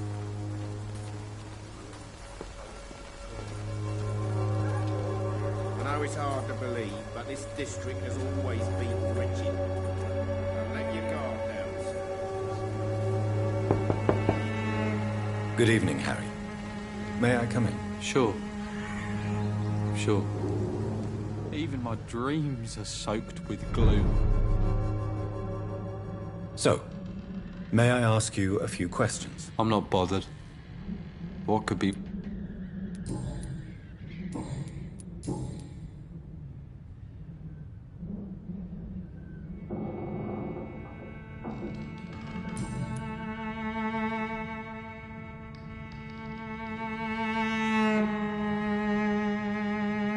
Goodbye, young man. Take care of yourself. Even my dreams are soaked with gloom.